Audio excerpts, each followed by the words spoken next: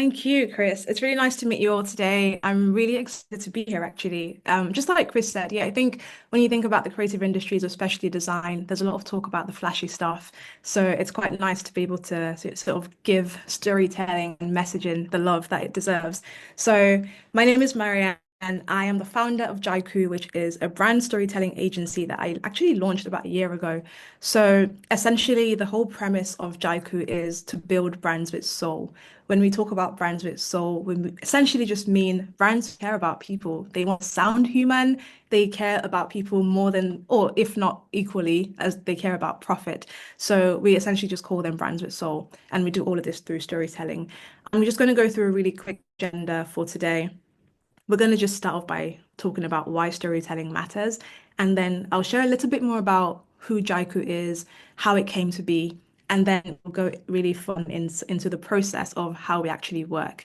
And then I have a really exciting client case study that I'm going to be talking through just to show how this comes to life. And then, as Chris mentioned, we'll have a Q&A at the end. So if you have any questions throughout this presentation, just make a note and or share it in the chat, whichever way this tends to go, but we'll get there eventually. So that's the structure. So the first thing to note, I always like to start by sharing this context. Many of you know that it's never been easier to start a business. You can literally pick up your phone right now, go on Instagram, create an Instagram account for your business, and say, "Yes, I have a brand. I'm starting." And so when you think about how easy that is to do, you realize why there is so much noise out there. There is so many business who are actually exactly the same thing. There aren't many business ideas that are unique anymore. However, that's one thing about storytelling is that it really is the best way for brands to actually stand out. We found that you can actually turn anything into a story as long as you know how to package it really well. And that's really what it is with marketing, is we're packaging things in a very nice way that makes sense to people. So the first thing to note though with storytelling, I always say it's really all about people and the value that you're adding to their lives. That is really what we always try and go back to as our core focus is who are we actually trying to reach and how are we going to make their lives better? So, if you think about a brand that you really love, you might, have a particular reason why you shop from this particular brand or the other. So I don't know about you, but for example, if I'm going to get my hair done sometimes on the same street where I'm getting my hair done, there are multiple hairdressers and they're all doing the same thing. But why do I choose this one over the other one? Why do I buy my brownies or my cakes from this company, even though there are tons of cake and brownie companies in one city, yet alone the entire country? So maybe you love the brand's packaging, you like their founder, you like their colors. No matter what it is, all of these things go back to storytelling. So what we actually do is we help brands figure out a story that only they can tell, essentially figuring out their own unique voice and what differentiates them. As we've kind of already mentioned at the start of this presentation, I think, especially in the design industry, we often see the really flashy end result when people are talking about brands. People often think about logos and colors and typeface and the tone of voice, or even the actual product itself. And a lot of design publications also sort of perpetuate this as well because they love just talking about the flashy end product. But I think that storytelling often gets a backseat, which is not really ideal because anyone, if you're a designer or you've worked in an agency landscape, you know that the strategists are actually informing that creative brief anyway. So it's really a reminder that it's so important for us to start with the story. The story is what determines what colors the brand actually uses, how they speak. So storytelling has to be front and center of building a brand. We can't move forward until we know what we're trying to say and how we want to say it. So that's why Jaiku exists. Just a really quick backstory about Jaiku and how it came to be. I essentially started my career in marketing, working across so many different industries, different parts of marketing, different disciplines, and it felt a bit chaotic at times, but I realized that it's actually just called having a squiggly career. And what I did realize when I actually sat back was that in everything I was doing, I was actually telling stories. And so everything ties back to stories. And it also gave me a very unique point of view when it comes to marketing. So when you learn from different industries, it means that you have a really good intuition about what works, what resonates, etc. So I wanted to start an agency that stands out for that reason, hence calling it a storytelling agency. So we like to say that we exist to support brands with soul. What we actually do in one sentence, what Jaiku does is we turn stories into strategy And then we take that strategy and we turn it into content. And typically, our services fall under three categories. The first one is, again, brand strategy and brand positioning. So sometimes it's working with a brand who hasn't launched yet, helping them figure out how they want to show up in the world. Sometimes it's working with a brand who is trying to refresh their identity or rebrand entirely. So it's things like, their tone of voice, the landing page, their strap lines, etc. And then we also do content and social strategy. So either helping brands shape their strategy and then coming in to implement it for them. And then the last one is also workshops and training. So we like to act as an external sounding board for many marketing teams out there. So that's pretty much the context about Jaiku. But I want to skip through these so we can get to the really fun stuff about the actual work. So one thing that I truly believe is that the brands that stick in our minds, oftentimes they're deeply obsessed with how they serve people. For you to build a business that has really great longevity, you have to tell great stories. And to tell great stories, you have to care about people. So you're going to hear care and people coming up a lot during this presentation because that is what storytelling is. That's how it works. And so to reach people that you do care about, you have to be super, super clear on what you're saying to them. So essentially, we help brands figure out what the story they're trying to tell is, who are the people they're trying to reach, and when they do reach them, what are they actually going to say to them? So, the reason, again, in case you're still not convinced, just one last chance to convince you as to why storytelling is really important is I found that it's really worth investing that initial effort into figuring out your brand story from the very beginning because it essentially is the essence of a brand. But most importantly, it becomes an endless source of marketing and content ideas. Once a brand knows exactly what it stands for, there is so much you can actually play with there to tell new stories, and that's again how you build that longevity. And like I've mentioned, it really does help you stand out. A lot of what we're doing when we're working with brands is figuring out what can we find out, or how can we make them say something that no one else can say. So it's really about that unique story that no one else can take away from you. So how do we actually do this at Jaiku? We typically work in looking at this three-step process is figuring out, first of all, where we are right now, where do we want to be, and how do we get there?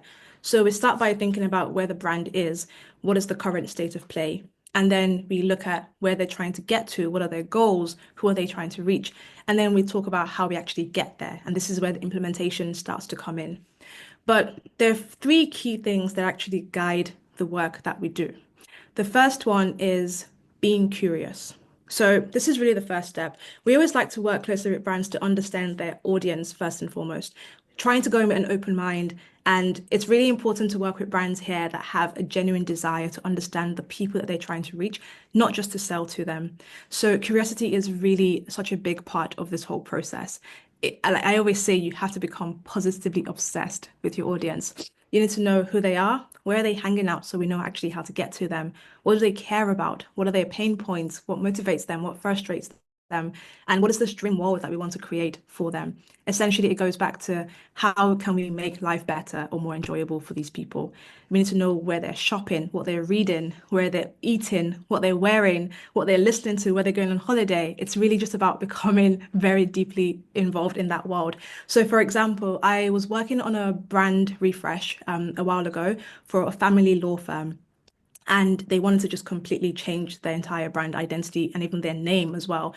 But I have no idea about family law because I'm not a lawyer. It's just not my area of expertise. And there's a lot of value in that, by the way, of not being a subject matter expert. But what I like to do when I am working with a new client in a new industry that I have nothing or no clue about, I like to, first of all, just try and understand more about that industry. So, what I did with this family law firm project was I went on Spotify and I typed in family law podcasts. And I was listening to tons of podcasts with family lawyers. They were talking about how the industry actually operates, what kind of clients they get, how they actually work. And so between me going out there with my curiosity and listening to these podcasts and hearing from actual family lawyers themselves, and then also looking at the resources that the client had shared, it meant that by the time we got to the kickoff session, I had a really clear understanding of family law and how my client could actually then stand out. So I knew the market a bit better. I knew what kind of problems that the family law clients were facing. So that's just the first thing is it's not really about Jaiku, it's not about the brand we're working with. It's really all about the people that that brand is trying to serve and to reach.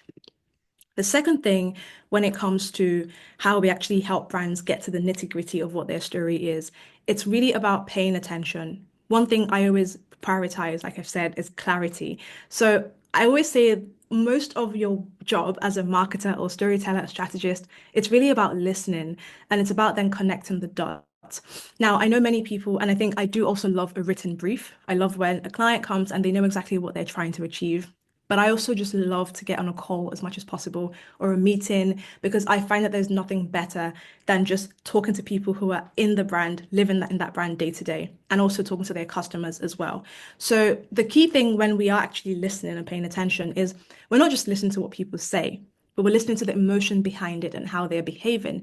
So one thing that comes up a lot is in that discovery process, you might find that there's a difference between what the CEO says about the company and what the sales team says, or a difference between what the junior employee says versus the senior employee. So it's about just figuring out what language are they using and also figuring out what patterns or themes are coming up.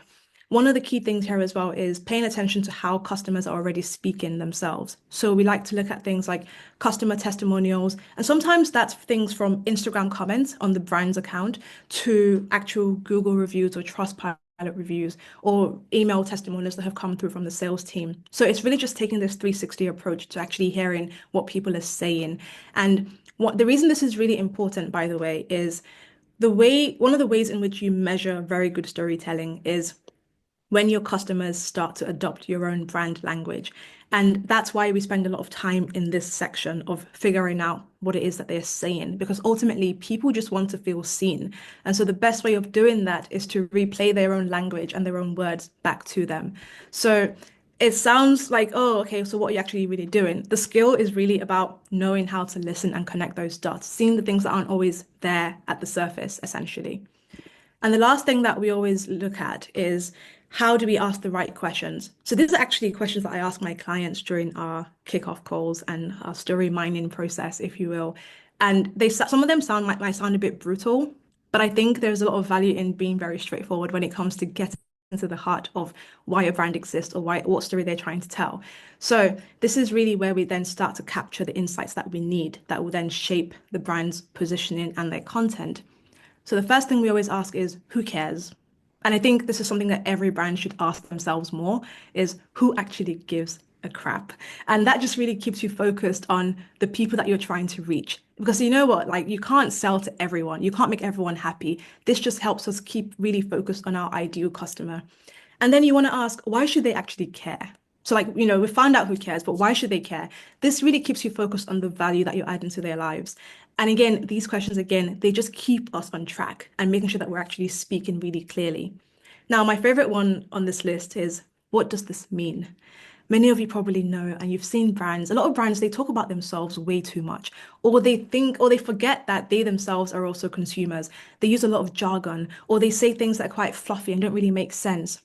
So it's about just stripping that crap out and just going straight to what does it actually mean? If I was saying this to someone at the pub or over dinner, would they understand what I'm saying? And so one thing we always try to encourage brands to do, and I'll encourage everyone listening to this today to do is just talk like you would in everyday conversation. I think the reason storytelling and writing, etc., might sound really daunting to some people is because they think they have to sound really clever. But again, just talk like you would if you were talking to anyone else. And so I think it's about just going back to the basics. And that's why it's really important to go back to your customers or your audience's language and play that back to them. And then we like to ask, how is this going to make a difference? So this is really important because this just keeps you very focused on that value that you're adding to people's lives. What is the dream world you're creating for them? And of course, what happens next? This is the so what question. I think many brands sometimes also forget about this one. And so they just put something out there and they're like, yeah, it's out there now.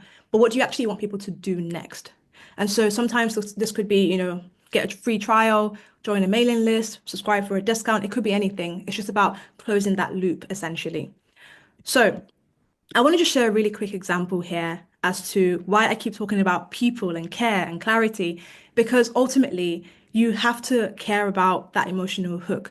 Many people, me, you, all of us, most of us just care about what's in it for us. And so I saw this example actually on LinkedIn 2 days ago of a company that's raising money. I think they're crowdfunding. I have no idea about this company. I've never seen them before, but yet I stopped when I was scrolling because I saw this really great asset that said, we're raising 100K so you can rest without guilt. And I thought that was really cool because again, a lot of brands could go out there and start by saying, oh, we're raising 100K. This is how great we are. We've done and achieved all this stuff. But actually, they've actually brought you, the reader, into the story a bit more. And so just think about how can you start with what people care most about. What I care most about reading this is, yeah, I'd love to rest without guilt. I mean, I do already, but many people might not be able to do that yet. So this is just a really nice way to think about how can you actually start with what people care most about. Now, I want to spend a bit more time talking about an actual client project that we've worked on.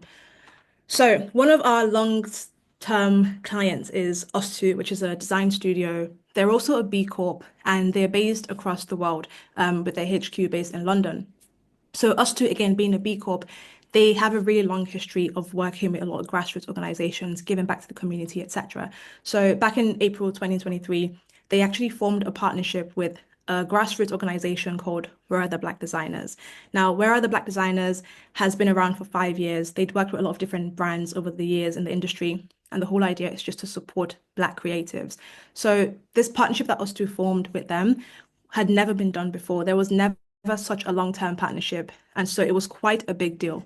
Now, I don't know if you actually know this data or this statistic, but according to a 2019 census, only 3% of designers in the US are Black. Now, in the UK, you can't even find statistics on Black designers. And that just tells you how bad the problem is, that there was no data in the UK about Black designers. So when this partnership was formed by Us2 and Where Are the Black Designers, one of the key goals was for us to actually create some data and make a real change in the industry. So from the very beginning, creating an impact report was a key part of that partnership announcement.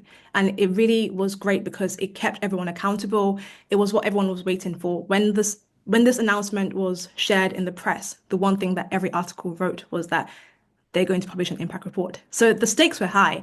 And now, when you think about the fact that an impact report is something that many B2B organizations write, many B Corps as well, end of the year, they always write a B Corp impact report to share the value of their work and what they've achieved. However, the average impact report is typically between 6,000 to 12,000 words long. Now, I don't know about you, but I am not reading all that. And that's why so many of these white papers and impact reports, they're just frankly quite boring, okay? They are so boring. And so again, the stakes were so high with this project, but also really exciting because we had to think about how can we make an impact report interesting? How can we make it sexy? How can we make it fun for people to actually read? And so the brief from Us2 was to take a whole 12-month partnership and turn that into a story that celebrates the design and creative community, but also builds trust. So that was what we had to do. There were quite a few different audiences for this as well. Us2 is a global organization headquartered in London. Where Are the Black Designers was founded in the US, but they have creatives all around the country, all around the world. And so we're thinking about, we're talking to so many different audiences across design, the business world, the creative world, across all different time zones, different languages. So how can we actually reach all of these different people? This was a 4-month project, by the way. So there was quite a lot to do from figuring out the brief and actually delivering this final report.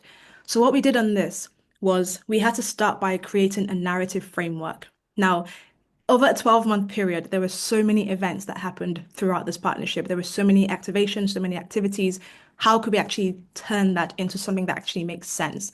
Again, figuring out what that story is. So we needed a narrative. And then the second thing we did was what we call a story mining process, essentially a discovery process. So talking to a lot of people like Us2, a lot of people in the Where the Black Designers community, and then we had to then go into the research and the writing.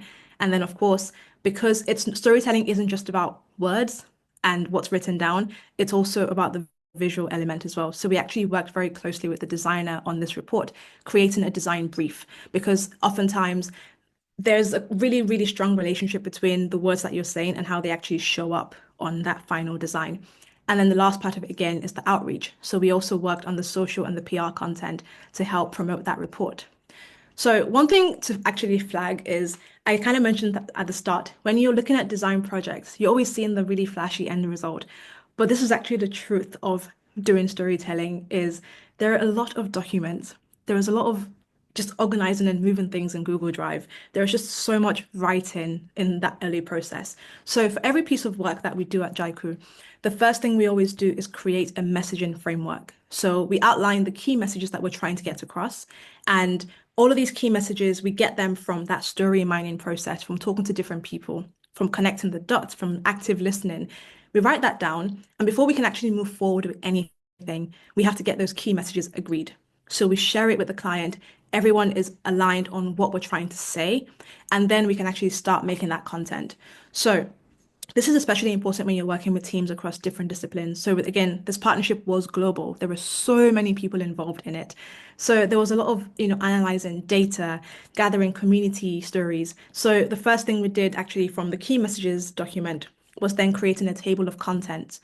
So that's how we actually started with this process of we actually just outlined what the impact report was going to say at a top level. And then we had to just pull together all of this data from all the events. We actually had to go back into Eventbrite, looking at, all the events that they've created, how many people signed up, how many people showed up on the day. We were looking at data around how much us two had spent on actually making this partnership possible because us two was organizing events for Black creatives. They were paying speakers, they were paying for caterers, food and drink. We had to work with a finance team to even get all that kind of data. So there were so many people involved in this project. And of course, as I mentioned, we had to write a brief for the designer as well, just helping them understand how we want this to look at the end. We even had to look at social media data. We looked at every single social media post that had gone out about this partnership. We're looking at the engagement rates, the likes, the shares. There was a lot of data. There was just so many numbers out there to grapple with.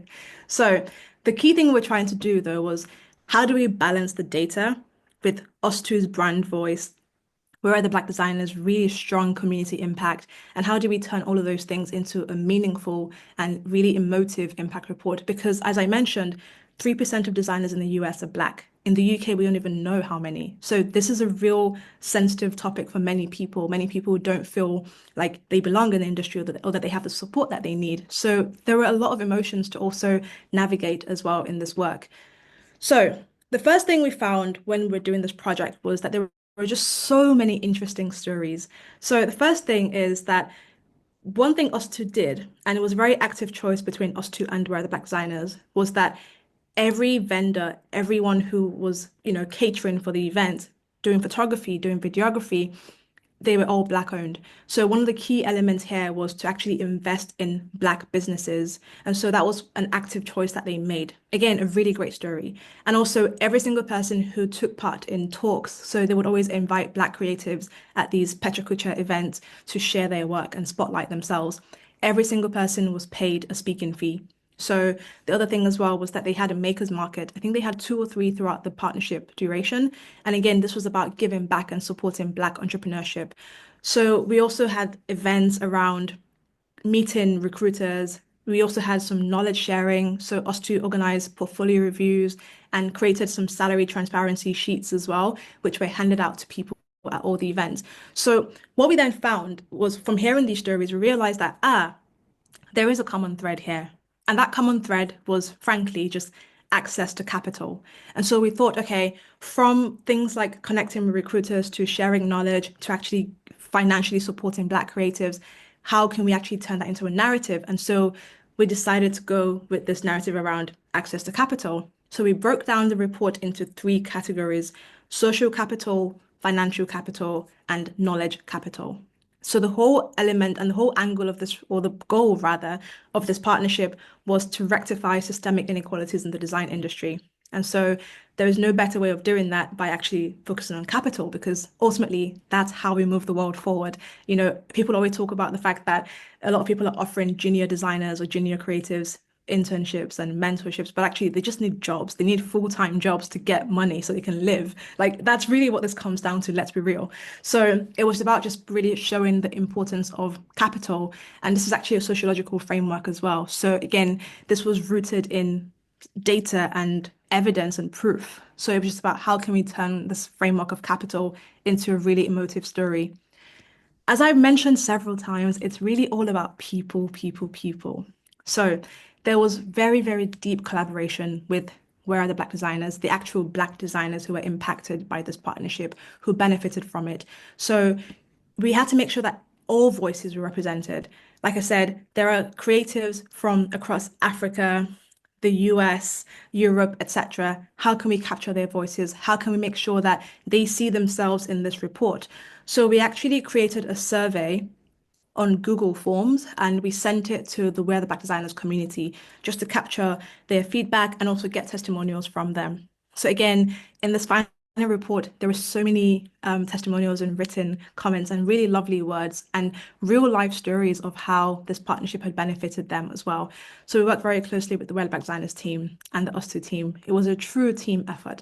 And as I mentioned, as always, people want to feel seen, play their words back to them, give them a platform. And that's what this report did as well. The really interesting part about this report is, again, the data. How do you make data interesting? One thing I always say at Jaiku is that I really want to prove to people that storytelling is measurable. I know that right now people might often think of storytelling as this buzzword. I know I see it everywhere on LinkedIn. I'm probably also writing about it too, but it is not just a buzzword. It is genuinely something that you can measure and track. So we had to think about it in this way. Going back to my earlier point, what is the story that only your brand, only you can tell? And in this case, for us too, as I mentioned, there was no data about Black designers in the UK.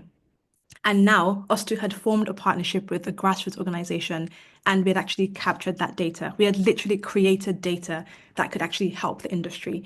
No organization, no other design company could say that. And so data was such a key part of this process. And so we really had to create this data in tandem with that community. And again, this is where the design brief comes in as well. The visual element is how do you turn that into a really nice narrative? So as you can see on the third image there, we wanted to highlight things like salary transparency, imposter syndrome, financial literacy, how much to charge as a freelancer. Again, the whole idea is people don't have much time. There's so much content out there. So if we're going to share a report, and like I said, the average impact report is 6,000 to 12,000 words. This one came just over 5,000 words. But most importantly, we wanted to make sure that at a quick glance, people could see themselves in this and keep, wanting to read more. So that's why we wanted to go really bold and big with some of these key things that actually matter the most to people. And I think many of us, even on this call today, seeing some of those words and phrases, you can probably relate to a lot of them already. So again, it's about knowing what emotion is behind it and just bringing that to the forefront a bit more. So, as I mentioned, always like to prove that storytelling is genuinely measurable. And now, because of this impact report that's been written and the work that we've done with us two and Where are the Black Designers, there is now data about Black designers in the UK. And that's just it's just a feel-good moment. So, played a part in that. So the impact report in the end really documented and showcased some of the amazing outcomes. We actually found out that, us two supported more than 1,000 Black creatives around 20 cities in the world. And it was just such a lovely moment. So the second part of this process was how can we then take this impact report and share it on socials? And so we just created these really nice shareable social assets that we could put on Instagram and LinkedIn, etc. And now, it's positioned us two as a thought leader in design industry equity. It's also helped Wear the Black designers now with their mission and their reach. And it's interesting actually because where are the Black designers currently? They're organising their very first festival in London this August at Earth in Hackney.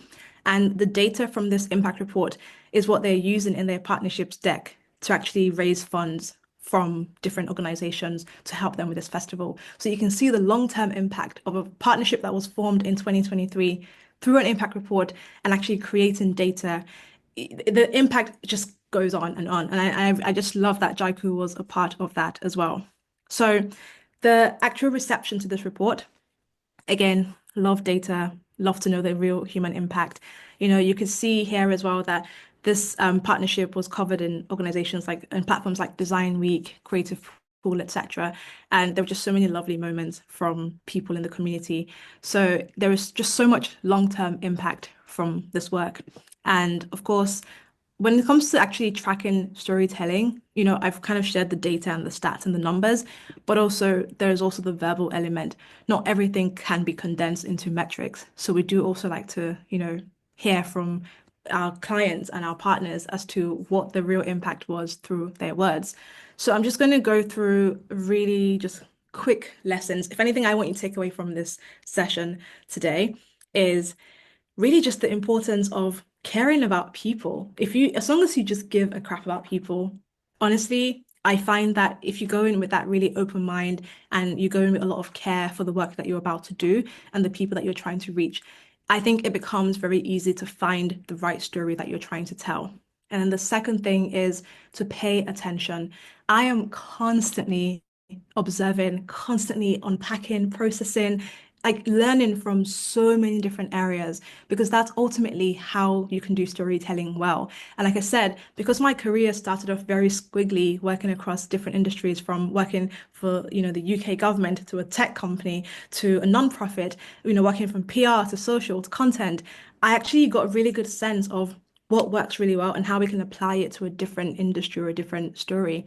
So just pay attention to your customers, your audience, where they're hanging out, what their concerns are, what their pain points are. Actually talk to them as well. Like get in a room or go on a Zoom call and chat with them, find out more about them. People want to feel seen. Play their words back to them. That's really how you can build that emotional connection with them. And the last one is ask the right questions. I think, again, I think when you think about starting a conversation with a stranger, sometimes you go out and you just meet someone, or the Uber driver, you just end up having a really great chat with them, or you meet someone in the queue before you go into a gig, and you never see them again. But in that moment, you've had that bond, you've had that connection, you've talked about something, and you just feel better for it. So I think that's very much the same process that we follow here. Is we're just trying to get to know people better. So ask the right questions. It helps you deepen the connection, and it also guides the story that you're telling as well. Just really quickly, if anyone's interested in this as well, um, we have a storytelling starter pack for how you can find your own brand story. So if you want a copy of this, message me, email or DM, and I will send it to you. It includes something really interesting that we've been working on at Jaiku, which is about story market fit. So everyone has heard about product market fit, but actually we argue that there is a lot of value in starting first with your story market fit. So it's really about that sweet spot where your brand story meets an emotional need, but also fills a gap in the market. So if you want a copy of this, I will send it to you. These are the contact details to reach me or Jaiku or the team. And yeah, that was it.